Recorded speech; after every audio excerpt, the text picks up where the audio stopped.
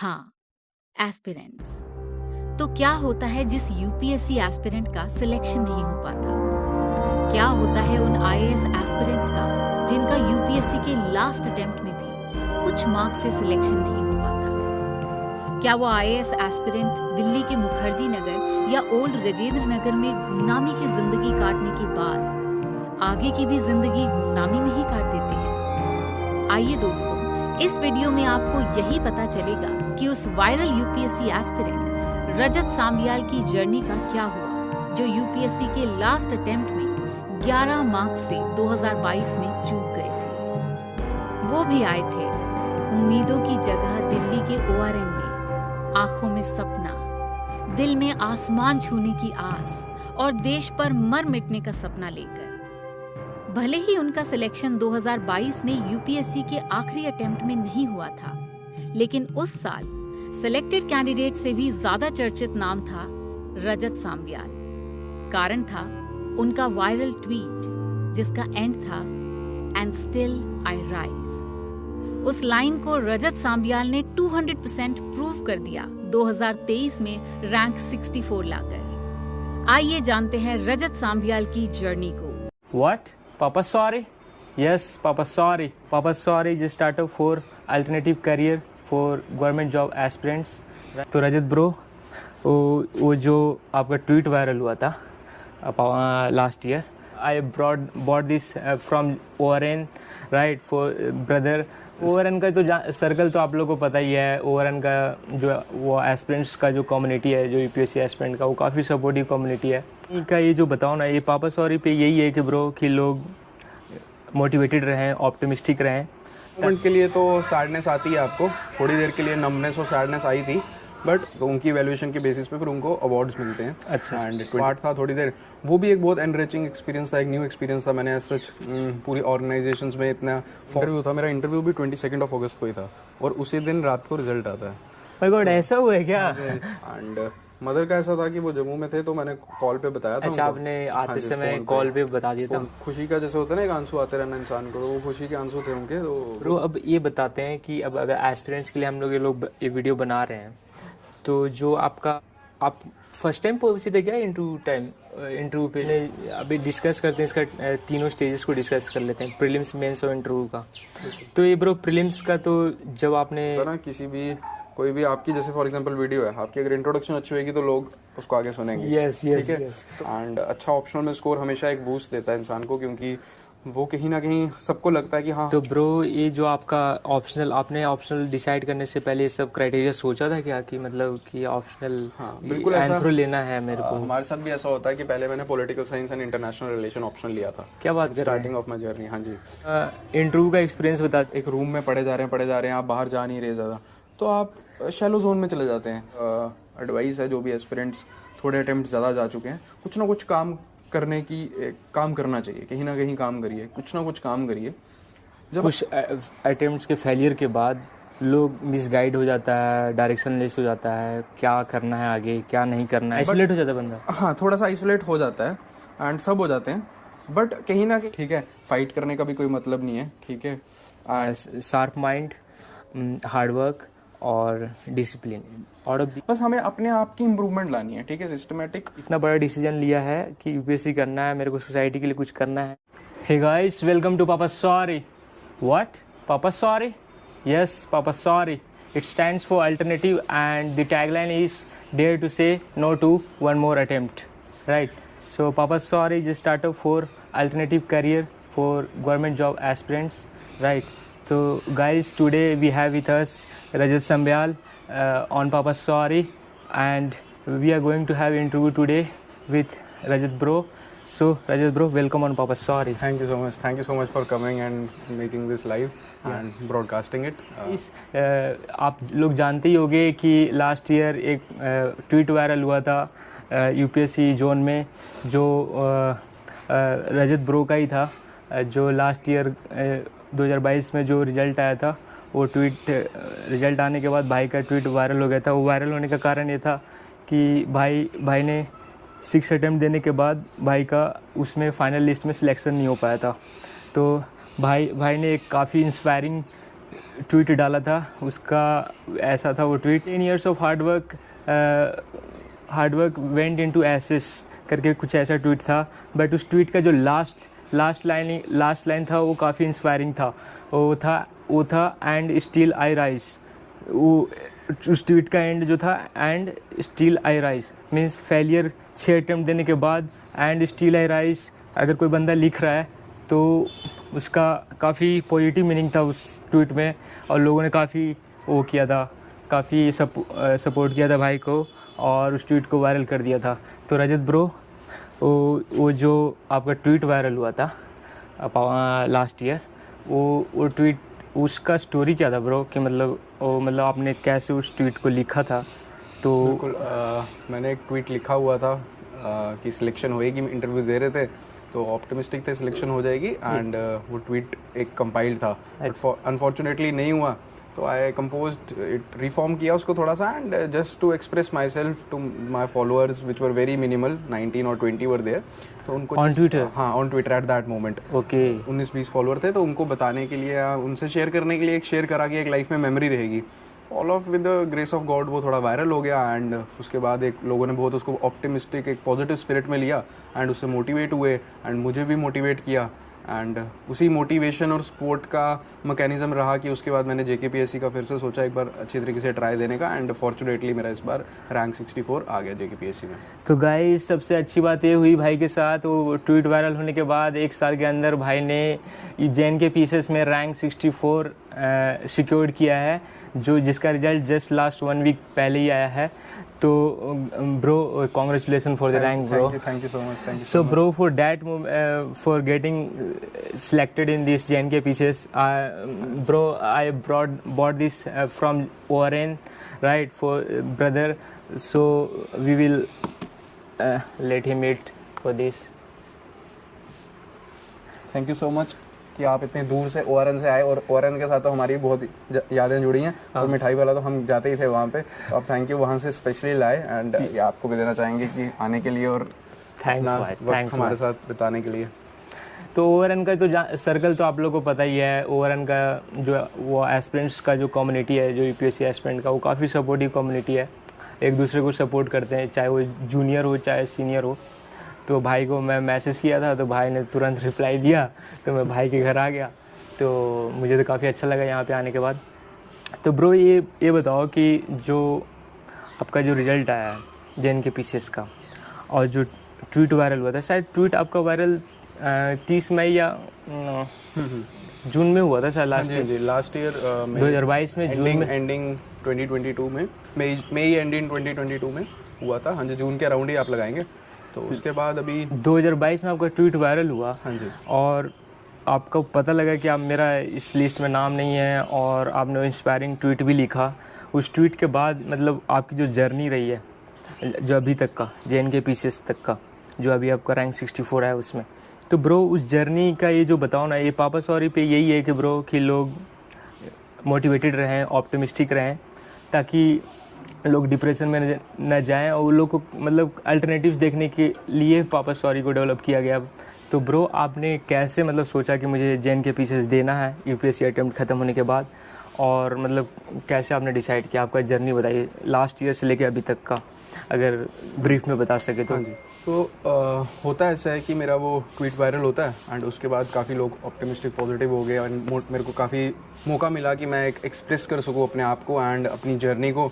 काफ़ी प्लेटफॉर्म्स में 2-3 महीने तो प्लेटफॉर्म्स पे ही मैं एक्सप्रेस कर रहा था अराउंड। मैंने जो स्टॉक्स पे बोला, फिर मैंने काफ़ी यूट्यूब चैनल्स पे बोला, काफ़ी ज़्यादा मतलब कि मीडिया में भी बोला, एंड वो काफ़ी ज़्यादा एक न्यू एक्सपीरियंस था आपका। हाँ जी, मैंने उससे पहले ऐसी चीज़ें नहीं करी हुई थी, तो हर दिन एक नया टाइप का होता था। कभी स्टूडियो में जाके बोल रहे हो, कभी आप कहीं पार्क में जाके बोल रहे हो, कभी आप अपने जो एक्सप्रेशन था वो बहुत लोगों ने उसको पॉजिटिव स्पिरिट में लिया। एंड ब्रो मतलब आपका जब रिजल्ट आया था तो आपने मतलब कि कुछ मोमेंट के लिए तो आपको सैडनेस फील हुआ होगा कि मतलब जिस दिन रिजल्ट आया उस नाइट जो आपका बीता, वो नाइट मतलब रिजल्ट के बाद जो फर्स्ट नाइट था आपका, जो वो वाला मोमेंट बताओ। मतलब कुछ तो होगा आपका सैड पार्ट की यार इतना मेहनत करने के बाद भी मतलब आउट ऑफ लिस्ट रहा मैं।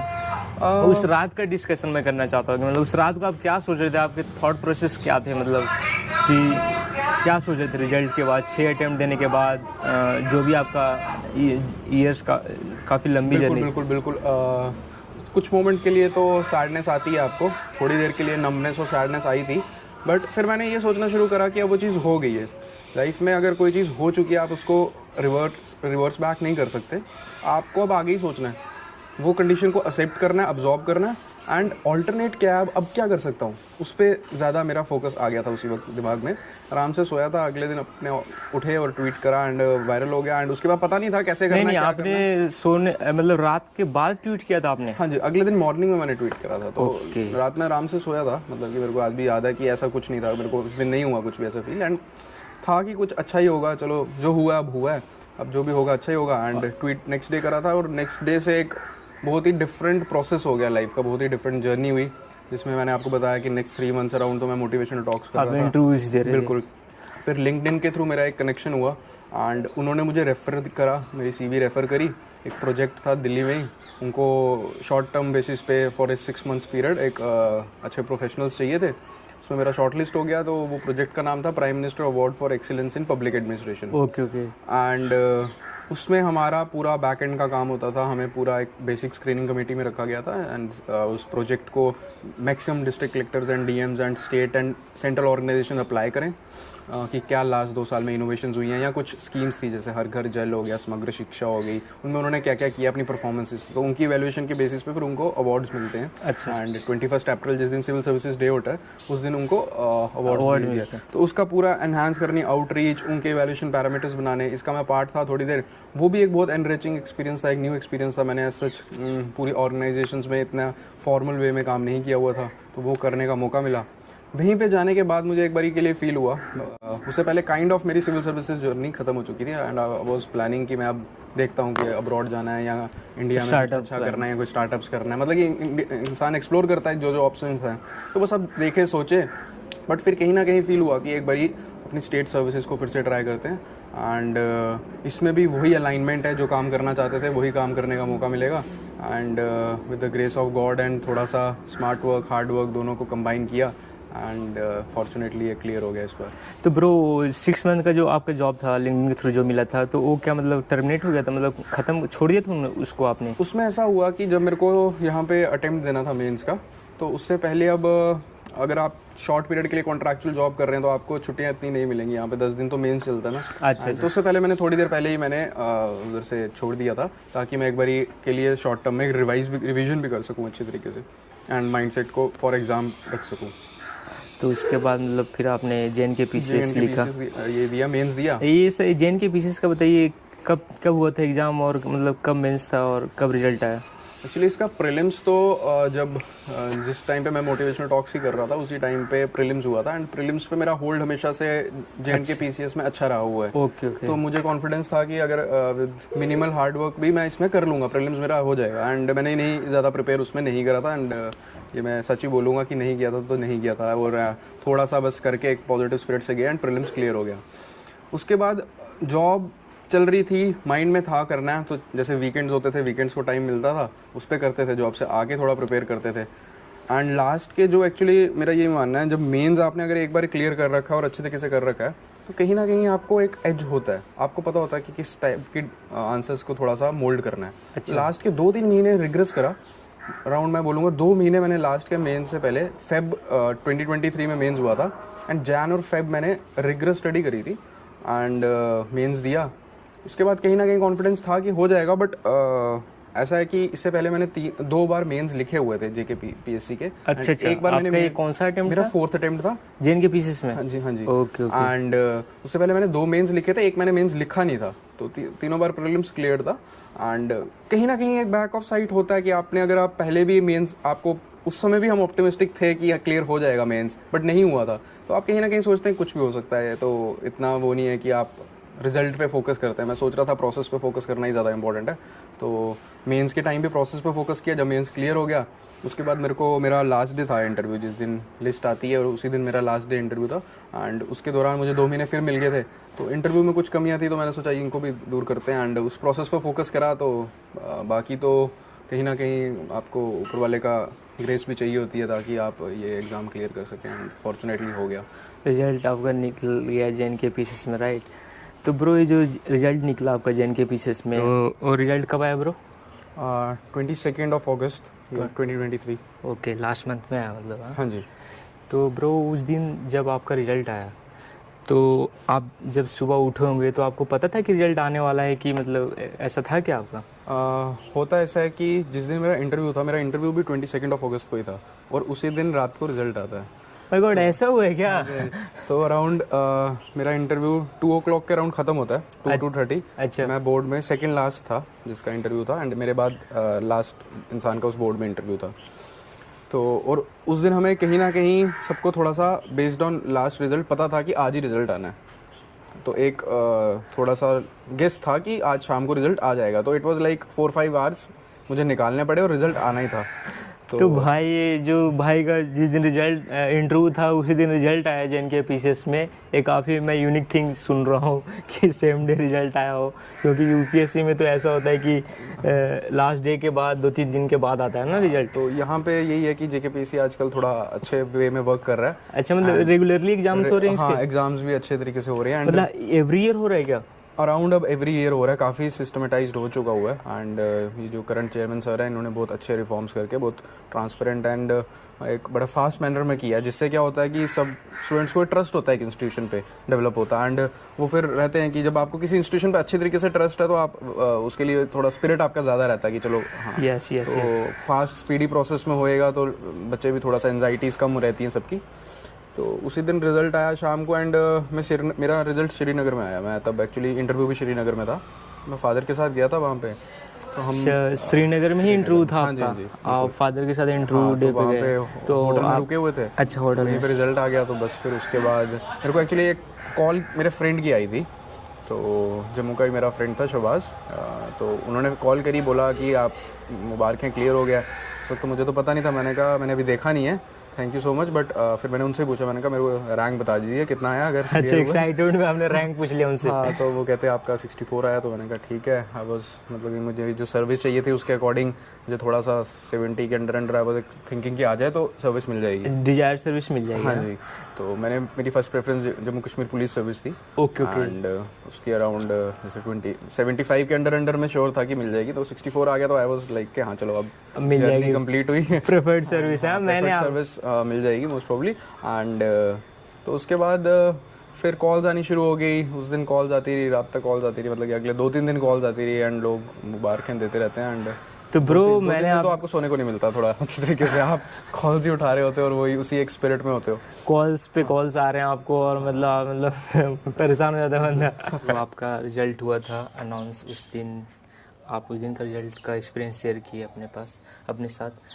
तो ब्रो रिजल्ट आने के बाद आपने तो अपना एक्सपीरियंस शेयर किया, बट आपके मदर एंड फादर कैसे रिएक्ट किए थे उस दिन जब उनको पता लगा कि आपका सिलेक्शन हो चुका है JNK-PCS में?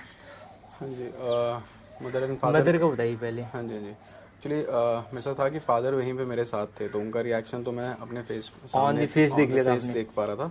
हाँ जी, एंड बहुत खुश थे अंदर से, मतलब कि उन्होंने भी इतनी, उनकी भी अगर मेरे 30 साल की मेरी स्ट्रगल रही है लाइफ की, तो मतलब कि जर्नी रही है, एक स्ट्रगल तो नहीं बोलूँगा, जर्नी रही है। तो उनकी भी वो मेरे साथ ही जर्नी रही है। उन्होंने भी मुझे थ्रू छोटे होते से बड़े होते तक देखा है, और उसके बाद कुछ पेपर्स नहीं हो पाना उसका उन्होंने भी सपोर्ट किया। तो उनके लिए तो बेस्ट फीलिंग होती है, मुझे लगता है बहुत अच्छा फील करते हैं वो कि अगर एक आपका बच्चा अच्छा परफॉर्म कर दे, and they feel proud of you. And mother का ऐसा था कि वो जम्मू में थे, तो मैंने कॉल पे बताया था। अच्छा, आपने आते समय कॉल पे बता दिया था? फ़ोन पे बताया था उनको, एंड इंटरव्यू के बारे में भी फ़ोन पे बताया था, और उसके बाद जब रिजल्ट आया तो भी फ़ोन पे बताया था।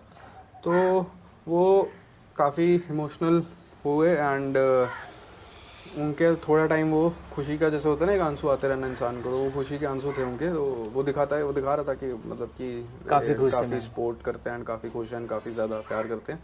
तो बहुत ही अच्छा मोमेंट होता है, बहुत अच्छा फील करते हैं इस चीज़ के लिए। एंड तो ब्रो पापा सॉरी पे मैं ये कहना चाहूँगा कि रजत भाई का जो पेरेंट्स हुए, मदर एंड फादर, वो उन्होंने मतलब एक एग्जांपल सेट किया है UPSC एस्पिरेंट्स कम्युनिटी में कि जो अटेम्प्ट देने के बार अटेम्प्ट देते हैं उनका सिलेक्शन नहीं होता है, तो कैसे मतलब अपने बच्चों को सपोर्ट करें और ताकि वो डिमोरलाइज ना हो और अदर अल्टरनेटिव्स लेके मतलब कुछ और रास्ता अपना के अपने करियर में सक्सेस हो जाए। तो इनके मदर एंड फादर से हम लोग सीख सकते हैं, एस्पिरेंट भी सीख सकता है और एस्पिरेंट्स का मदर एंड फादर भी सीख सकता है कि कैसे इनके मम्मी एंड पापा ने इतना सपोर्ट किया इनको, तभी ये आज रैंक 64 लेके JNK PCS में बैठे हुए हैं। तो वही था पापा सॉरी पे। तो ब्रो ये जो आपने बताया मम्मी पापा का एक्सपीरियंस शेयर किया आपने, तो वो तो सही था। तो ब्रो अब ये बताते हैं कि अब अगर एस्पिरेंट्स के लिए हम लोग ये वीडियो बना रहे हैं, तो जो आपका जो 2022 का जो अटेम्प्ट था यूपीएससी में, 2021 का आपने दिया था ना यूपीएससी, वो जो लास्ट अटेम्प्ट था आपका यूपीएससी में, तो उस यूपीएससी का जो अटेम्प्ट था उसमें आप इंटरव्यू स्टेज तक पहुँचे थे। तो उस आप फर्स्ट टाइम पहुँचे थे क्या इंटरव्यू पे 6th अटेम्प्ट में? फर्स्ट टाइम पहुँचे? सिविल सर्विसेज का मेरा फर्स्ट इंटरव्यू था वो वाला? हाँ जी। एंड CAPF का उससे पहले मैंने यूपीएससी का एक इंटरव्यू दे रखा था। अच्छा, तो ये ब्रो कोई डिफरेंस है क्या यूपीएससी CAPF उसमें यूपीएससी वाले में दोनों में? बिल्कुल। वो ये तो सिविल सर्विसेज एग्जामिनेशन है, वो सेंट्रल आर्म्ड पुलिस फोर्सेज है, जिसमें आप BSF SSB उसमें असिस्टेंट कमांडेंट आप सिलेक्ट होते हैं, जाते हैं। हाँ जी, वो यूपीएससी कंडक्ट करता तो इंटरव्यूज भी डिफरेंट ही होते होंगे? हाँ, मतलब कि बोर्ड्स तो सेम होते हैं। बोर्ड्स भी सेम होते हैं क्या? काइंड ऑफ सेम होते हैं। चेयरमैन सर तो वही होते हैं, चेयरमैन एंड मेंबर्स तो वही होते हैं। अच्छा। एंड इंटरनली तो एक्सपर्ट्स तो चेंज होते रहते हैं। एंड इस तरीके से थोड़ा सा ये डिफरेंस होता है। बाकी एक्सपीरियंस था उस बिल्डिंग का, उस एटमॉस्फेयर का, एक बार उसका आपको एक्सपीरियंस था, एक एक्सपीरियंस मिला था CAPF से। एंड वो आप कैरी फॉरवर्ड करते हो, आप थोड़ा सा फील वहाँ पे गुड करते हैं अगर आप पहले भी कहीं पे होके आए हैं तो वो चीज़। तो ये ब्रो जो आपने लास्ट ईयर का जो लास्ट अटेम्प्ट था आपका यूपीएससी में, तो उसमें क्या आपने अभी डिस्कस करते हैं इसका तीनों स्टेजेस को डिस्कस कर लेते हैं, प्रीलिम्स, मेंस और इंटरव्यू का। तो ये ब्रो प्रीलिम्स का, तो जब आपने प्रीलिम्स से कितने समय से पहले मतलब आप प्री फोकस पढ़ना स्टार्ट कर दिए थे? मतलब मैंने पहला प्रीलिम्स यूपीएससी का 2015 में दिया था। ओके। एंड 2012 में मैंने प्लान कर लिया था कि अब यूपीएससी देना है। हाँ, second year of my college, तब प्लानिंग कर ली थी स्टार्ट की। ट्राई देखते हैं क्या क्या सिलेबस है, क्या जर्नी है, क्या इसमें है प्रोसेस। अगर ठीक लगेगा तो देंगे, नहीं तो देखते हैं कुछ और। तो मुझे सिलेबस, मुझे उसके प्रीवियस ईयर क्वेश्चंस, उसमें जो पढ़ाई करनी है उसमें इंटरेस्ट आने लगा। एंड जब कॉलेज पास आउट हुआ उसी साल मैंने प्रीलिम्स का एग्जाम दिया और उस साल मेरा प्रीलिम्स हो गया। मेंस प्रीलिम्स आपका हो गया था फर्स्ट अटेम्प्ट में? हाँ जी। तो bro this is so unique man. First attempt में मेरे ब्रदर ने यूपीएससी का प्रीलिम्स क्लियर किया हुआ है और भाई को लास्ट अटेम्प्ट तक अपना जर्नी को ले जाना पड़ गया। तो ब्रो आपने फर्स्ट टाइम में अपना प्रीलिम्स क्लियर कर दिया था, नहीं? तो उसके बाद अच्छा, तो ब्रो आप मेरे को है ना इनिशियल अटेम्प्ट्स के मत बताइए, आप जो लास्ट अटेम्प्ट दिए थे ना 6th अटेम्प्ट, उसमें आपका जो प्रीलिम्स का स्ट्रैटेजी था और मतलब और मेंस या इंटरव्यू का जो एक्सपीरियंस है वो शेयर कीजिए इस पे। तो वो जो प्रीलिम्स आप उससे पहले तो मेंस फोकस पढ़ते होंगे प्री से पहले, तो आपने प्री से कितने दिन पहले आपने डिसाइड कर लिया था कि प्री फोकस पढ़ना है? 2021 का प्रीलिम्स आने वाला है, तो कितने टाइम पहले आपने डिसाइड कर लिया था कि अब प्री फोकस पढ़ूंगा? मतलब basically full time pre focus depend करता होता है आप कितने नंबर ऑफ अटेम्प्ट्स में और आपकी पिछले अटेम्प्ट में आपका प्रीलिम्स कैसा रहा है। अगर मैं उसके लिए बोलूँगा कि फॉर एग्जांपल किसी का प्रीलिम्स क्लियर नहीं हो रहा है, तो उनके लिए मैं ये बोलूँगा कि 3 to 4 months पहले आपको फुल फोकस प्रीलिम्स पे आना ही पड़ता है। एंड उसमें आपको आपके जो बेसिक्स बुक्स हैं वो करनी पड़ेंगी, प्रीवियस ईयर क्वेश्चन सॉल्व करने पड़ेंगे, कुछ मॉक्स लगाने पड़ेंगे। उस एटमॉस्फेयर में हर संडे को अपने आप को डालना पड़ेगा। संडे को एग्जाम होता है एंड सुबह अगर GS होता है, शाम को CSAT होता है, तो आपको वो प्रैक्टिस करनी पड़ेगी प्रीलिम्स से पहले। एंड कंसेप्ट्स रिवाइज करके, करंट अफेयर्स रिवाइज करके आपको प्रीलिम्स में आप जाते हैं। एंड आपको सबसे इम्पोर्टेंट ये है कि आपको अपने पिछले साल के पेपर अगर आपका नहीं हुआ है तो वो देखना पड़ेगा कि क्या मेरी वीकनेसेस रही और उसको इम्प्रूव करके अगली अटेम्प्ट दीजिए नेक्स्ट अटेम्प्ट। हाँ जी। मेंस में ऐसा है कि आपको उसमें सब यही करते हैं, you have to read bit less but you have to revise more, ठीक है? तभी आप उस 7 to 10 मिनट्स के जब आपको एक क्वेश्चन लिखना होता है तो आपका वहाँ पे अच्छे पॉइंट्स आ पाएंगे अगर आपने रिवीजन अच्छी करी हुई है, आपने प्रैक्टिस अच्छी करी हुई है, आपने अपने नोट्स कंसाइज रखे थे, ठीक है, उनको बार बार याद किया था। एंड आप उन आंसर्स में स्पेसिफिकली मल्टी डायमेंशनल रख के सीधे टारगेट पे हिट कर रहे हो। जो डिमांड ऑफ द क्वेश्चन है आप उसको एड्रेस कर रहे हैं। आप ये नहीं बता रहे कि मुझे क्या आता है, ठीक है, मुझे for example corporate social responsibility में 10 पॉइंट्स पता है, बट अगर वो क्वेश्चन कुछ उन्होंने क्वेश्चन में पूछा कि कॉर्पोरेट सोशल रिस्पॉन्सिबिलिटी एनवायरनमेंट की कैसे हेल्प कर सकती है, तो मुझे CSR बताने की उसमें बहुत ज़्यादा ज़रूरत नहीं है, मुझे जो पूछा गया वो बताने की जरूरत है। तो ये मेरा एक फंडा रहता था कि जो भी क्वेश्चन में पूछा गया मुझे वही एड्रेस करना है, करंट अफेयर्स को उसके साथ लिंक करना है, आंसर्स को मल्टी डायमेंशनल बनाना है, एक अच्छी सी सॉलिड इंट्रोडक्शन देनी है, ताकि वो जैसे होता है ना किसी भी कोई भी आपकी जैसे फॉर एग्जांपल वीडियो है, आपकी अगर इंट्रोडक्शन अच्छी होगी तो लोग उसको आगे सुनेंगे। yes, ठीक है, तो वैसे अगर हमारा इंट्रोडक्शन अच्छी होगी क्वेश्चन की तो टीचर को भी इंटरेस्ट आएगा, जो चेकर होंगे उनको भी इंटरेस्ट आएगा। तो हमेशा इंट्रोडक्शन मेरा होता था कि अच्छी रखी जाए एंड कंक्लूजन भी अच्छा रखा जाएगा, कि स्टोरी जब कंक्लूड हो रही है तो वो भी एक पॉजिटिव वे में इंडिया के लिए, इंडिया के डेवलपमेंट के लिए एक राइट पाथ दिखा रही है, एक वे फॉरवर्ड दिखा के हम एंड कर रहे हैं उसको। तो ये ब्रो आपने जो बताया मेंस का जो बताया आपने वो सही बताया ब्रो, मेरे को अच्छा लगा, काफ़ी मेरे थॉट और आपके थॉट मैच कर रहे हैं यूपीएससी मेंस के लेके। बट ये ब्रो जो यूपीएससी में ये फैला हुआ है ऑप्शनल को लेके, मिथ बोल सकते हैं इसको, कि ये ऑप्शनल परफॉर्म नहीं कर रहा है, ये ऑप्शनल परफॉर्म कर रहा है, और लोग जो ऑप्शनल स्कोरिंग रहता है वही ऑप्शनल लोग चूज़ कर रहा है। तो ये ब्रो एक क्राइटेरिया क्या रखता है, लोग यूपीएससी एस्पिरेंट क्या सोचता है लेने से पहले ऑप्शनल को, कि ये ऑप्शनल लेना चाहिए, और मतलब क्या 2-3 क्राइटेरिया बता सकते तो बताइए कि ऑप्शनल मतलब कैसे डिसाइड करे बंदा यूपीएससी में फर्स्ट टाइम आए तो। हाँ, देखिए ऑप्शनल्स का ऐसा है कि हर एक ऑप्शनल से सिलेक्शन होती है। अगर आप यूपीएससी की वेबसाइट पर जाएंगे, उनकी रिपोर्ट्स पढ़ेंगे तो उसमें परसेंटेज ऑफ सिलेक्शन भी बताई होंगी, किस ऑप्शन से कितने बच्चे पेयर हो रहे हैं, कितने उन्होंने मेंस लिखा और कितनी सिलेक्शन हुई।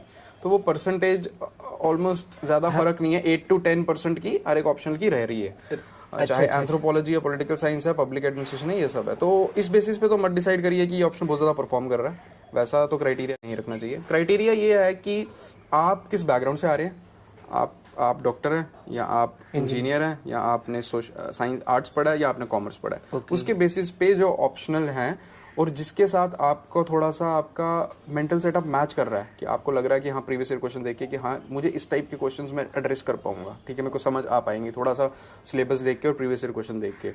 तो वो चीज़ देखिए, टाइम सब में देना पड़ता है, एफर्ट सब में मारना पड़ता है, एवरेज स्कोर सब में आ जाएगा अगर आप थोड़ा एफर्ट मारेंगे, मतलब एक मीडियम लेवल का एफर्ट मार के एवरेज स्कोर आ जाएगा। बट कहीं ना कहीं ये कॉम्पिटिटिव एग्जाम है और एक रिलेटिव एग्जाम है, ये ऐसा नहीं है कि मुझे 70% मार्क्स लाने और मैं सिलेक्ट हो गया, ऐसा नहीं है, आपको बाकियों से अच्छे मार्क्स ला के सिलेक्ट होना है, ठीक है। तो जब एक रिलेटिव एग्जाम होता है तो आपको कहीं ना कहीं होना चाहिए कि क्या मैं इस ऑप्शन में एज ले पाऊंगा, मैं एक एज क्रिएट कर पाऊंगा अपने कॉम्पिटिटर से।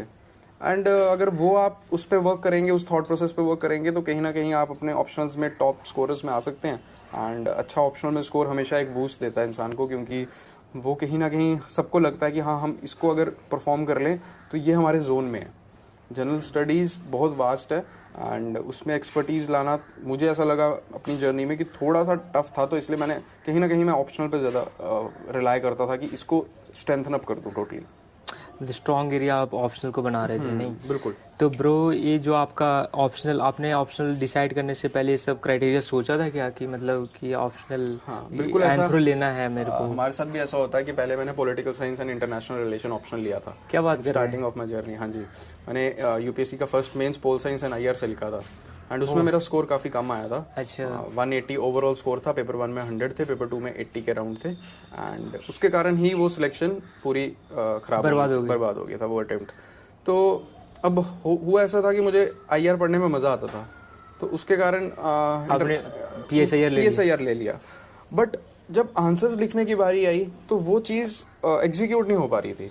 ठीक है, मैंने एक अटेम्प्ट दिया, उसके बाद 1 साल फिर कंटिन्यू किया उसी ऑप्शनल के साथ, बट मुझे कहीं ना कहीं फील हुआ कि मैं इसमें नहीं कर पाऊंगा, इसमें मैं एक जोन से बाहर नहीं आ पा रहा हूँ। तो फिर मैंने एंथ्रोपोलॉजी का सिलेबस देखा एंड उसका थोड़ा सा पढ़ा, तो मुझे फील हो रहा था कि इंटरनल फीलिंग थी एक, आपको ऑप्शनल पढ़ के जो प्रीवियस क्वेश्चन देख के और एक लिख के आंसर लिख के आती है कि हाँ इसके मैं आंसर्स एड्रेस कर पाऊंगा। तो फिर मैंने एंथ्रोपोलॉजी के साथ शिफ्ट हो गया था। तो तभी मैं बता पा रहा हूँ कि पीएसआईआर से भी सिलेक्शन होती है, एंथ्रोपोलॉजी से भी सिलेक्शन होती है। मैं पीएसआईआर से सिलेक्शन नहीं ले पा रहा था, मेरा उसमें नहीं सही बैठ रहा था, एंथ्रोपोलॉजी से मैंने लिया। तो तभी मैं बोलूँगा कि इस ऑप्शन से सिलेक्शन होती है, ये कोई क्राइटेरिया नहीं है। चाहे ये अब आप कहीं पे भी देख लीजिए, आप यूपीएससी में देख लीजिए या स्टेट सर्विसेज में देख लीजिए, सिलेक्शन हर ऑप्शनल से स्टूडेंट्स की हो रही हैं। एंड अगर किसी भी ऑप्शनल में कम सिलेक्शन हो रही है, स्टिल थोड़ी तो सिलेक्शन हो रही है, तो get into that zone. Comfortability और मतलब आदमी को शूट करना चाहिए ऑप्शनल। बिल्कुल बिल्कुल बिल्कुल। नहीं शूट कर रहा है तो आप चेंज भी कर सकते हो ऑप्शनल। भाई इसका सीधा एग्जांपल है, भाई ने सबसे पहले फर्स्ट अटेम्प्ट में PSIR से मेंस लिख रखा था और इनको 1-2 साल के बाद रियलाइज़ हुआ कि मेरे को ये ऑप्शनल जज नहीं रहा भाई, मेरे को चेंज करने के बनता है। तो भाई ने फिर चेंज किया और शिफ्ट किए PSIR to anthropology. And anthropology में ब्रो आपका जो एंथ्रो से आपने मेंस लिखा होगा यूपीएससी का, तो उसमें क्या स्कोर रहा आपका? इम्प्रूव हुआ था क्या PSIR से, कि मतलब उसमें भी आपको स्ट्रगल फेस करना पड़ गया था? उसमें अब होता है ऐसा है कि मैंने फर्स्ट अटेम्प्ट में 180 के अराउंड स्कोर करा था PSIR। यस। उसके बाद नेक्स्ट 3 अटेम्प्ट तो मेरा प्रीलिम नहीं हुआ था। Oh my God. एंड उसके दौरान मैंने एंथ्रोपोलॉजी प्रिपेयर कर लिया था। अच्छा तो ये अच्छा। 5th अटेम्प्ट में मेरा यूपीएससी का प्रीलिम्स क्लियर होता है। उसमें मैंने ऑप्शनल से स्कोर करा था 253 के अराउंड। एंथ्रोपोलॉजी में ऑप्शनल आपका 253 ओवरऑल स्कोर था, paper 1 paper 2 combined. And improvement तो थी, अगर आप PSIR से देखेंगे। ये स्कोर कौन सी ईयर का बता रहे हो? 20 का बता रहे हो? हाँ जी 20 कम में 20 में 253 था, but still it is average score. मतलब कि मैं सेटिस्फाइड नहीं था, क्योंकि कहीं ना कहीं आपको लगता है कि 300 टचिंग होना चाहिए। 270 280 आप एक्सपेक्ट करते हैं कि इससे ऊपर ही रखें अगर अपनी रेंज को रखना है। अच्छा। तो फिर उसके बाद मेहनत फिर करी ऑप्शनल में, थोड़ी सी स्ट्रैटेजीज चेंज करी। वो मैंने यूट्यूब में एक वीडियो बनाई हुई है एंड उसमें मैंने अपना एक्सप्लेन करा था। जस्ट मैं जब क्लियर हुआ था विद इन अराउंड 10 डेज मैंने एक वीडियो बना के डाल दी थी, ताकि लोगों को हाँ, उस समय लोग मेंस भी लिख रहे थे ना पिछले साल का, तो मुझे लगा एक बार बता देता हूँ, क्योंकि people were looking up to me, क्योंकि उस वक्त मेरा स्कोर था 307 के अराउंड मेरा स्कोर था ओवरऑल। क्या लास्ट अटेम्प्ट में? हाँ लास्ट अटेम्प्ट में, एंड अराउंड काफी जंप था। एंड मैं टॉप स्कोरर ही अराउंड था एंथ्रोपोलॉजी में। 300 प्लस तो यूपीएससी में ऑप्शनल में काफी अच्छा स्कोर था। हाँ जी। तो फिर मुझे लगा कि मैं अपनी थोड़ी सी स्ट्रैटेजीज बताऊं। तो ब्रो आपने कहाँ डाला है वीडियो, थोड़ा बता दीजिए वापस। यूट्यूब पे मतलब कि मेरा भी एक ऐसे ही जस्ट एक नॉर्मल सा चैनल है, रजत संबियाल एंड स्टिल आई राइज करके है। उसमें 1-2 वीडियोस हैं। उसमें मैंने एक सबसे पहली वीडियो यही डाली थी अपना, कि कैसे आप एंथ्रोपोलॉजी में स्कोर कर सकते हैं ज़्यादा। एंड अराउंड 8-10 पॉइंट्स मैंने बताए थे जो ब्रॉड थे, वर्क उस पर आप करेंगे तो मुझे लग रहा था कि यही हिट हुई है चीज़, एंड वो मैं बता पा रहा था। तो it's like a hit and trial ना, आपका जब हिट हो गया तो आपको लगता है हाँ ये वाला शूट ठीक था किया, क्योंकि 307 मार्क्स काफ़ी अच्छा होता है ऑप्शनल में, क्योंकि लोग मैक्सिमम एस्पिरेंट्स 250 से 270 के रेंज में ही फंस जाता है। जो 300 प्लस ला रहा है और ब्रदर का 307 आया था, तो इसका मतलब ब्रदर ने होल्ड कर लिया था कमांड एंथ्रोपोलॉजी ऑप्शनल पे, तभी ये 307 स्कोर कर पाए थे। तो ये ब्रदर का रजत संबियाल एंड स्टिल आई राइज करके यूट्यूब चैनल है, उस पर भाई ने एंथ्रोपोलॉजी का पूरा डिटेल स्ट्रैटेजी बता रखा है, आप उस पर जाके विजिट कर सकते हैं। तो अब हम लोग एंथ्रोपोलॉजी पे डिस्कशन नहीं करेंगे। तो ये ब्रो आप अब अपना इंटरव्यू का एक्सपीरियंस बता दीजिए लास्ट अटेम्प्ट का। जब आपका लास्ट अटेम्प्ट 6th अटेम्प्ट में जो आप इंटरव्यू देने गए थे धौलपुर हाउस, तो जब आप ब्रो सुबह उठते हैं और आपको पता लगता है कि आज मेरा इंटरव्यू है यूपीएससी में, तो उस टाइम का जो थॉट प्रोसेस रहता है, आपको फियर था कि इंटरव्यू फेस करना आज, या मतलब आप कंफर्टेबल थे? क्या मतलब एक्सपीरियंस यूपीएससी का? इंसान थोड़ा सा, अब फर्स्ट इंटरव्यू था ना शायद आपका? हाँ सिविल सर्विसेज का फर्स्ट था ना। हाँ। तो इंसान कहीं ना कहीं वो उस डे को प्लान कर रहा होता है कि इंटरव्यू है शाम को। एंड मेरा 2 बजे के शिफ्ट में इंटरव्यू था। तो सुबह उठ के आप न्यूज़पेपर्स पढ़ते हैं ताकि आपको डेली का करंट एक बार करके जाएं अच्छी तरीके से, डिटेल्ड क्या क्या हुआ है कल के दिन में। एंड वो सब पढ़ा, उसके बाद आप जस्ट एक ब्रेकफास्ट करके आप थोड़ा तैयार होते हैं और आप चले जाते हैं वहाँ पे। वैसे ही मैं गया था, तो इससे वो इमोशंस अलग ही होते हैं, वो आप एक्सप्रेस नहीं कर सकते ना, मतलब जब आप यूपीएससी के इंटरव्यू फर्स्ट टाइम एक्सपीरियंस का। तो आप तो ब्रो आप किसके साथ गए थे इंटरव्यू देने? मतलब वहाँ पे मेरे फ्रेंड्स थे जो मेरे साथ दिल्ली में ही रहते थे। अच्छा। एंड उनके साथ ही मैं इंटरव्यू देने गया था। आपके पेरेंट्स नहीं आए थे मतलब? हाँ वहाँ पे पेरेंट्स नहीं थे, मेरे फ्रेंड्स ही थे दिल्ली में। तो प्रोसेस में कर रहे थे तैयारी, तो फिर उधर से ही दे दिया। उधर ही रह रहे थे तब ORN में। हाँ। वहीं से इंटरव्यू देने चले गए। तो सुबह उठ के आप लोग मतलब ORN धौलपुर हाउस, आप सुबह जैसे दोपहर का शिफ्ट था आपका? तो 1 बजे के अराउंड चले जाते हैं। 1 बजे आप वहाँ जाओ एंड जस्ट उसके बाद चेक इन प्रोसीजर्स होते हैं। एंड बस फिर आप वहाँ पे अंदर जाके आपको एक बोर्ड असाइन होता है वहीं पे, एंड फिर उसमें आपका नंबर होता है एंड उस बोर्ड के बेसिस पे, जो मेरा स्मिता नागराज मैम का बोर्ड था, एंड जस्ट आप उसमें फिर इंटरव्यू दे देते हैं जो भी हाफ एन आवर के अराउंड लास्ट करते तो ये हैं। ब्रो जो इंटरव्यू देते हैं तो उसमें कितने मेंबर्स होते हैं और सेटअप कैसा होता है, मतलब अंदर का, यूपीएससी के अंदर का? एक रूम होता है अच्छा सा, मतलब कि रूम है एंड एसीज लगे हुए हैं। 5 मेंबर्स वर देयर एंड मेरे मतलब कि बोर्ड में 3 फीमेल थे, 2 मेल मेंबर्स थे। तो आप उनको ग्रीट करते हैं, आप बैठते हैं, वो आपसे इंट्रोडक्शन पूछते हैं एंड देन वो जो यूट्यूब पे मॉक में दिखाया जाता है वैसे ही रहता है क्या? काइंड ऑफ वैसे ही रहता है, बट मतलब कि डिफरेंस तो रहेगा ना।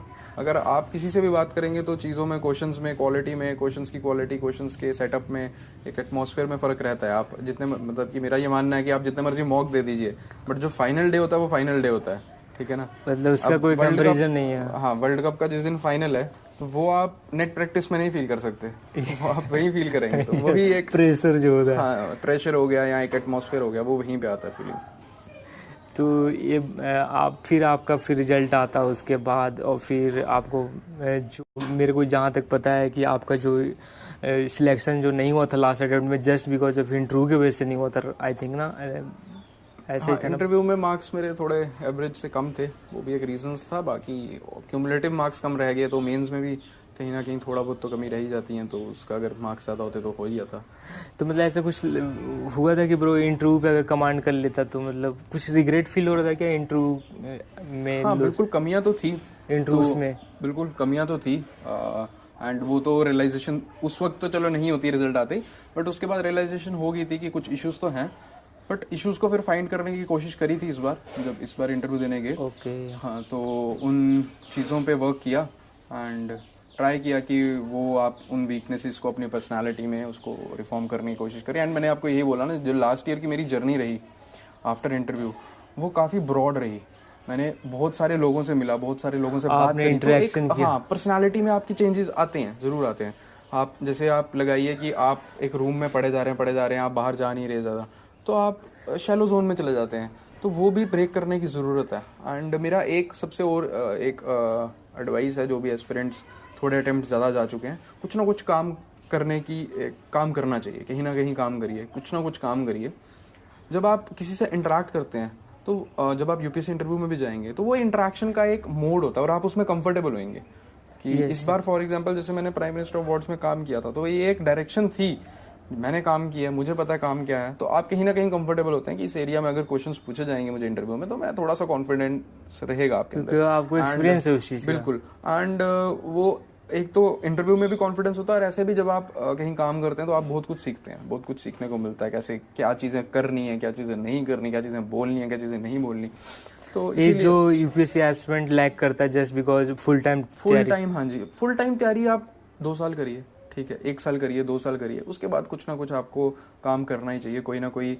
या आप काम नहीं भी कर रहे, आप एजुकेशन लाइन में अपना इंप्रूवमेंट करिए, आप मास्टर्स करिए, पीएचडी करिए, वो सब चीज़ें कहीं ना कहीं मैटर करती हैं। एंड प्रोडक्टिव वर्कफोर्स इंडिया में मतलब कि एक पॉजिटिव स्पिरिट में ही देखा जाता है कि आप अगर काम कर रहे हैं तो आपको एक सोसाइटी भी आपको प्रोडक्टिव देखेगी, इंस्टीट्यूशंस भी आपको प्रोडक्टिव देखेंगे, एंड वो हेल्प आपको खुद भी करेगा, आपका इंटरनल भी प्रोडक्टिविटी राइज करेगी। कहीं ना कहीं मैंने जब काम किया उसके बाद मेरी, जब मैं फिर से पढ़ रहा था तो मेरी कहीं ना कहीं एफिशिएंसी राइज करी, मेरे अंदर का स्पिरिट वो वापस आया था कि हाँ, नंबर ऑफ स्टडी आवर्स या आपकी कंसंट्रेशन इंप्रूव हुई थी। रजत भाई, अब अपन इतना डिस्कस कर लिए, तो रजत ब्रो, यूपीएससी जर्नी में सबसे बड़ा जो इशू आता है एस्पिरेंट जो फेस करता है, वो कुछ अटेम्प्ट्स के फेलियर के बाद लोग मिसगाइड हो जाता है, डायरेक्शन लेस हो जाता है, क्या करना है आगे, क्या नहीं करना है, और इसके चक्कर में लोग अल्कोहलिक हो रहा है और पेरेंट्स से मिसबिहेव भी कर रहा है, और मतलब कि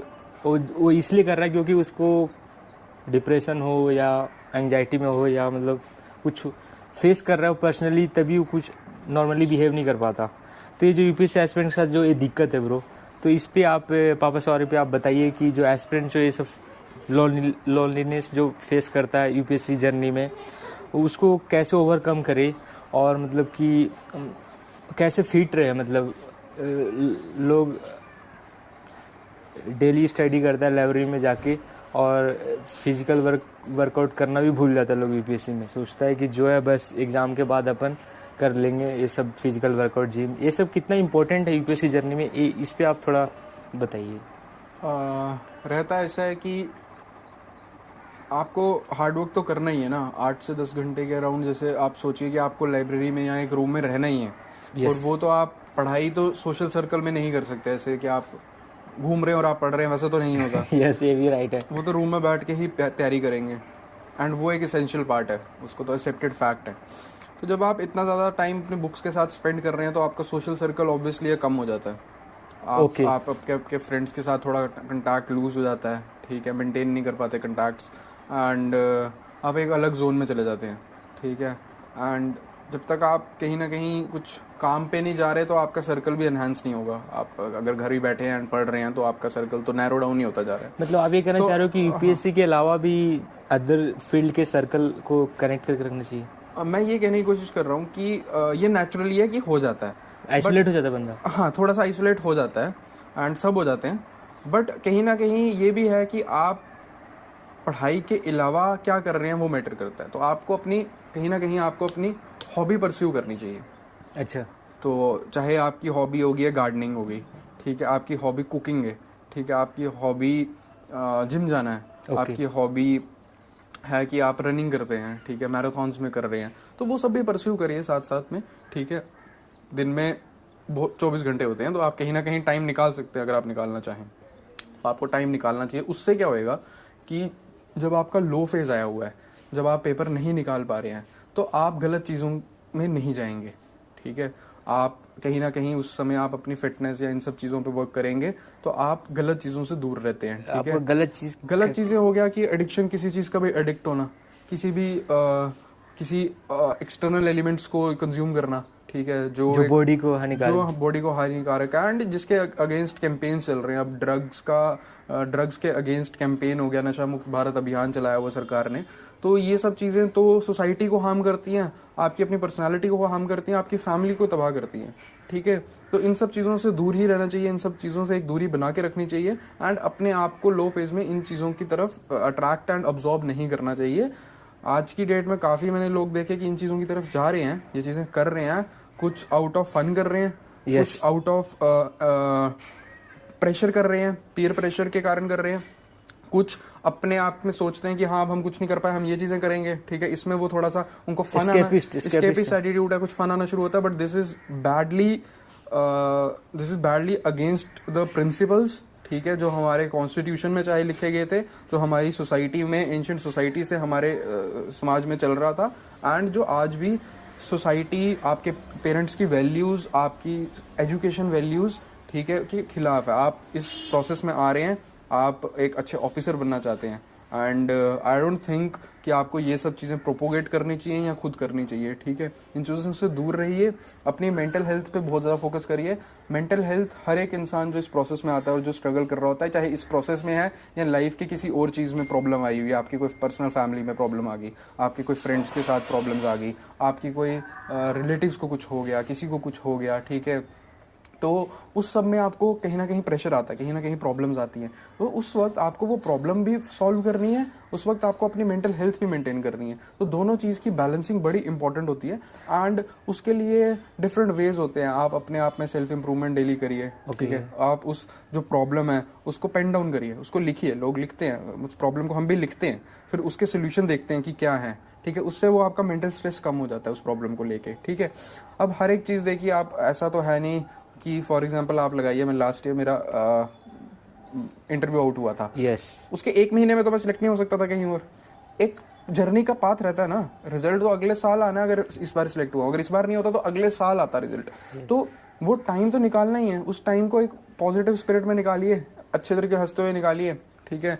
कुछ लोगों को लोग बोलेंगे कि ये बड़ा थिक स्किन है, और वो होने की जरूरत है। मैंने किसी से कॉन्वर्सेशन करी थी और उन्होंने ये टर्म बड़ा अच्छे तरीके से मुझे एक्सप्लेन करी कि जिंदगी में ना इंसान को अगर कुछ अलग करना है, या थोड़ा सा अलग टाइम स्पैन हो गया उसका, ठीक है, जो सोसाइटी बोलती है कि ये थोड़ा सा अलग कर रहा है, मतलब कि इस टाइम पे इसको काम करना चाहिए, अभी भी पढ़ाई कर रहा है, ठीक है, आपको सुनने को मिलेंगी ऐसी चीजें, सुनने को मिलती है, बट आपको पता आप क्या कर रहे हैं। आप अच्छे वैल्यू सिस्टम से, आप अच्छे माइंडसेट से, आप अच्छे इकोसिस्टम से आप एक चीज को नेक्स्ट 40 इयर्स कैसे पॉजिटिव वे में एक काम को कर रहे हैं। तो उनको फिर चीज़ों को आपको थोड़ा सा ना सुनना कम करना पड़ेगा, अपने आप पे विश्वास इग्नोर करके करना पड़ेगा। इग्नोर करना पड़ेगा, करना ही चाहिए, ठीक है। mental कोई peace। भी आपसे नेगेटिव बातें करता है, ठीक है, आपके बारे में, आपके फ्रेंड्स के बारे में, आपकी फैमिली के बारे में, उन चीज़ों को इग्नोर ही करना पड़ता है, ठीक है। फाइट करने का भी कोई मतलब नहीं है, ठीक है। एंड आप अपने आप को थोड़ा सा थिक स्किन बना के इन चीज़ों को निगेट करिए, इन चीज़ों को कम करिए, एंड एक पॉजिटिव स्पिरिट से दिन में उठिए जब, ठीक है, ऊपर वाले का नाम लीजिए और थोड़ा अपना काम की तरफ काम करिए पॉजिटिव वे में। तो ये ब्रदर, ये लोगों का वो हो जा रहा है, लोग अपने भगवान पे भरोसा उठ गया लोगों का। और मतलब लोग, मतलब एथिस्ट टाइप जो होते हैं ना लोग, कि मतलब कि गॉड पे बिलीव नहीं करते, तो वो एस्पिरेंट क्या करे जो मतलब गॉड पे बिलीव ही नहीं करता है। तो कुछ जो लोग बिलीव कर रहे हैं वो तो मंदिर जाके अपनी शांति प्राप्त कर सकता है। इस पे मैं किसी के वैल्यू सिस्टम पे तो मैं कभी भी कमेंट नहीं करूंगा, ओके, ठीक है। मेरा अपना विश्वास है ऊपर वाले पे, तो मैं उस पे मानता हूँ। जिसका है तो वो उसको मानता है, जिसका नहीं है वो भी अपने वे में, उनकी भी कुछ रैशनैलिटीज हैं, वो नहीं मानते हैं, वो भी, उनका भी कोई गलत नहीं है। But at the end matter ये कर रहा है कि आपको कहीं से भी पॉजिटिविटी आनी चाहिए, आप एक अच्छे माइंडसेट में रहने चाहिए, आपकी मेंटल स्ट्रेंथ रहनी चाहिए अच्छी। और देखिए, आप इस प्रोसेस में सीखने आए थे, अगर एंड में चाहे आप क्लियर हुए नहीं हुए वो सेकेंडरी मैटर रहा, अगर आप अच्छी वैल्यूज, अच्छे मेंटल स्ट्रेंथ में ना रहें तो उस चीज़ का क्या फ़ायदा, मतलब रहेगा फिर। अच्छा, तो ब्रो ये हो गया अपना मेंटल जो भी था ब्रो। पापा सॉरी पे रजत भाई ने जो बताया, जो यूपीएससी एस्पिरेंट जो फेस करता है कुछ अटेम्प्ट्स के बाद, लोनलीनेस जो होता है और डिप्रेशन, ये सब के बारे में भाई ने बताया कि अगर आपको ये सब से बाहर निकलना है या अगर जा रहे हो तो आप हॉबी को परस्यू करो। और हॉबी कुछ भी हो सकता है, गार्डनिंग, रनिंग और साइकिलिंग भी कर सकते हो, जिम भी जा सकते हो। ब्रदर जिम भी जाते थे लास्ट। आप जिम रेगुलरली करते थे कि मतलब जाते थे? ऐसा ऑल्टरनेटिव वे रहता था कि जैसे, तो बस फिटनेस पे काम करने का थोड़ा सा शौक था, तो कभी रनिंग चले गए तो कभी जिम कर ली थोड़ी सी, मतलब कि कुछ ना कुछ करते रहिए, बस ये है। So guys, we will have a rapid fire round on Papa Sorry with Rajat bhai. So Rajat bro, we will have rapid fire round. So brother, the first question of rapid fire is, so brother, what would you choose between these two, beach or mountain? Mountains. Mountain you will choose. Why? थोड़ा सा यहाँ पे हमें mountain spirit थोड़ा ज़्यादा रहा जम्मू कश्मीर में, अच्छा, JNK का। एंड थोड़ा सा वहाँ जाके रिलैक्स फील होता है। आई थिंक कुछ केमिकल्स पेड़ों में होते हैं जो रिलीज होते हैं, एंड वहाँ पे हाई ऑल्टीट्यूड में आपको रिलैक्सेशन फील होती है, आपको स्ट्रेस रिड्यूस होता है, एंड आप पॉजिटिव स्पिरिट फील करते हैं। तो मुझे ऐसा फील होता रहा, तो I have a connection with the mountains. So you will choose mountain, right? तो brother, second rapid fire round question is, brother, if historic person है जो भी अपने यूपीएससी में पढ़ते हैं सिलेबस में, अगर कोई हिस्टोरिक पर्सन है उसके लाइफ में, अगर आपको जाने का, किसी के लाइफ में जाके जीने का आपको मन करे किसी का लाइफ, वो हिस्टोरिक पर्सन कौन होगा? मतलब महात्मा गांधी जी। इसमें सोचना भी ना पड़ा मुझे, क्योंकि उनको फादर ऑफ द नेशन बोला गया। उन्होंने द वे उन्होंने फ्रीडम स्ट्रगल को लीड किया, हमें फ्रीडम स्ट्रगल की तरफ लेके गए। उनके जो प्रिंसिपल्स रहे, सच बोलने का, ट्रुथ, नॉन वायलेंस, ठीक है, सत्याग्रह की जो उन्होंने मूवमेंट्स करी, सिविल डिसोबीडियंस की भी जो मूवमेंट्स करी, उसके बाद कंट्री को जो एक डायरेक्शन दिखाई एक फादर की तरह कि किस वे में मूव करना है, किस स्पिरिट से मूव करना है, वही स्पिरिट आज भी हमारी कंट्री में है। तो इतना यूनाइटेड, इतने अच्छे प्रिंसिपल्स हमारे, इतना डाइवर्स कल्चर होने के बाद, एंड वही प्रिंसिपल हमारे गांधीयन प्रिंसिपल्स हमारे कॉन्स्टिट्यूशंस में भी लिखे गए हैं, डीपीएसपीस में। तो वो एक मेरे लिए है। तो आप महात्मा गांधी को चूज करेंगे, राइट, हिस्टोरिक पर्सन में। तो ब्रदर, ये अगर मैं आपको पूछूं कि what is more important for you between these three things, that is sharp mind, hard work or discipline, out of these three what would you choose? Discipline काफ़ी ज़्यादा इम्पोर्टेंट है लाइफ में, किसी चीज़ को भी लेके। एंड मुझे लगता है कि अगर आप डिसिप्लिन से कुछ भी काम करेंगे या कुछ भी चीज़ करते हैं तो वो एक पॉजिटिव वे में ही चलती है। तो आप डिसिप्लिन को चूज़ करेंगे, राइट। तो ब्रदर, एक लास्ट क्वेश्चन है पापा सॉरी पे, यूपीएससी से रिलेटेड ही है, इसको रैपिड फायर राउंड में ले लिया गया है। और काफ़ी ये क्वेश्चन ये था कि जो सीसैट पेपर है यूपीएससी का, इस पे आपका क्या ओपिनियन है? सीसैट पेपर काफ़ी ज़्यादा मैंने भी देखा, थोड़ा टफ हो गया हुआ है। ये लास्ट जो यूपीएससी 2023 प्रीलिम्स का शायद आपने पता नहीं देखा कि नहीं? हाँ, काफ़ी मैंने देखा। पेपर टफ था। पेपर ऑन द लाइंस था कि थोड़ा सा उसमें मैथमेटिकल वाला एंगल थोड़ा ज़्यादा था, एंड उसमें वो थोड़ा सा एप्टीट्यूड टेस्ट अच्छा कर रहे थे। बट मेरा मानना ये है कि पेपर टफ हुआ है, जीएस भी टफ हो जाता है, तो आपको अपने आप में इम्प्रूवमेंट लानी है कि ताकि वो आप एग्जाम क्लियर करें, ठीक है। अच्छा, आपका ये कहना मेरा ये कहना है कि आप उस बार जो वो बार सेट कर रहे हैं, 33% मार्क्स ही चाहिए उस पेपर में, एंड वो जो बार सेट करिए, आप अपना बार उससे ऊपर लेके जाइए ना, ठीक है। जब आप अपना बार उससे ऊपर लेके जा रहे हैं, वो क्वालिफाइंग एग्जाम है, आप लाइए 80 मार्क्स, 90 मार्क्स, 100 मार्क्स, सिलेक्शन तो आपकी जीएस के बेसिस पे होनी है। Yes yes. तो हम उन चीज़ों को, वो ऐसा तो नहीं है कि ह्यूमंस कर नहीं सकते, ह्यूमंस ही कर रहे हैं और करते रहेंगे, बस हमें अपने आप की इम्प्रूवमेंट लानी है, ठीक है। सिस्टमेटिक कुछ चीज़ें अगर चेंजेस हो रही हैं तो हमें भी तो अडाप्ट करना ना उस चेंज के साथ। तो जैसे एक कोट है कि change is the only constant, ठीक है, बदलाव ही एक कांस्टेंट है। ओके ओके, ठीक है, तो उस बदलाव के साथ आप बदलिए, उस सीसैट के पेपर में अपनी इंप्रूवमेंट लाइए, अपना पैसेजेस में इंप्रूवमेंट लाइए, मैथ्स में लाइए, रीजनिंग में इंप्रूवमेंट लाइए एंड क्लियर करिए एग्जाम। हाँ, मतलब नेगेटिव एटीट्यूड को छोड़ना पड़ेगा। बिल्कुल, क्रिटिसाइज किसी भी चीज़ को नहीं करना चाहिए ऐसे, मतलब कि तो अपने आप में ज़्यादा बेटर है कि आप इंप्रूवमेंट लाके एग्जाम लाइए, क्योंकि अगर उन्होंने पिछली बार ये स्टैंडर्ड सेट करा, क्या पता इससे ऊपर जाए इस बार, ठीक है। तो आप उस चीज़ में अपनी इंप्रूवमेंट लाइए। ओके ओके, तो गाइज यही था पापा सॉरी का रैपिड फायर राउंड ख़त्म हुआ, और रजत भाई ने जो जवाब दिए मेरे को काफ़ी अच्छे लगे। अब आप लोग ये बताइएगा पापा सॉरी पे कि रजत भाई का जो रैपिड फायर राउंड का जो आंसर्स थे वो कैसे थे, तो आप लोग ये बताइएगा। तो अभी गाइज हम लोग पापा सॉरी का ये इंटरव्यू ख़त्म होने की ओर पे है, तो उस पर मैं आपको 2 लाइन्स, काफ़ी अच्छी लाइन्स है, वो मैं सुनाना चाहूँगा, जो रजत ब्रदर का जर्नी जो यूपीएससी का वो डिफ़ाइन करता है उस लाइन में। तो उस लाइन को मैं पढ़ूंगा रजत ब्रो आपके लिए। तो ज़िंदगी से बस यही गिला है मुझे, ज़िंदगी से बस यही गिला है मुझे, तू बहुत देर से मिला है मुझे, तू बहुत देर से मिला है मुझे। तो यही था, इस लाइन को मेरे को लगा कि भाई की जर्नी पे शूट करता है कि तू बहुत देर से मिला है मुझे। तो भाई जो रैंक 64 आया ब्रो, मेरे को थैंक यू सो मच, आप यहाँ पे आए, आपने कॉन्वर्सेशन करी एंड कुछ पॉजिटिव ही लोग इससे लेंगे in terms of different ways. तो मेरा यही रहेगा कि आप इसको पॉजिटिव स्पिरिट में लीजिए एंड अपनी जर्नी पे, अपनी लाइफ में अच्छा करिए एंड अपने आप को, अपने लोगों को इंस्पायर करते रहिए। ओके ओके, तो ब्रदर यही था। अब एस्पिरेंट्स के लिए भी मैं कुछ लेके आया हूँ पापा सॉरी पे, उनके लिए भी लाइन है। यूपीएससी एस्पिरेंट जो भी हैं, जो ORN में है और मुखर्जी नगर में और या ऑल ओवर इंडिया में कहीं भी हैं, उनके लिए भी 2 लाइन लिख के आया था मैं। वो काफ़ी फेमस लाइन है, ये यूपीएससी टीचर हैं परमार सर, उनके लाइन है, मैं उन तो काफ़ी इंस्पायर करती है मुझे, तो मैं पढ़ना चाहूँगा पापा सॉरी पे। उम्मीदों से ही घायल हैं और उम्मीदों पर ही जिंदा हैं। तो ये लाइन था, उम्मीदों से ही घायल हैं और उम्मीदों पर ही जिंदा हैं। तो ये लाइन काफ़ी अच्छी लगती है, यूपीएससी की जर्नी पे सूट भी करता है कि इतना हमने यूपीएससी का अगर कोई एस्पिरेंट चूज़ करता है अपने लाइफ में कि मेरे को यूपीएससी की तैयारी करनी है, तो वो डिसीजन, उसका डिसीजन ही काफ़ी वो है कि मतलब रिस्पेक्टफुल है कि इतना बड़ा डिसीजन लिया है कि यूपीएससी करना है, मेरे को सोसाइटी के लिए कुछ करना है। तो यही था, उनके लिए मैसेज बहुत सही सटीक बैठता है, उम्मीदों से ही घायल हैं और उम्मीदों पर ही जिंदा हैं। क्योंकि यूपीएससी जर्नी काफ़ी अनसर्टेन है, और पता ही है काफ़ी अनसर्टेन जर्नी है, कांट से कि मतलब कब सिलेक्शन हो जाए।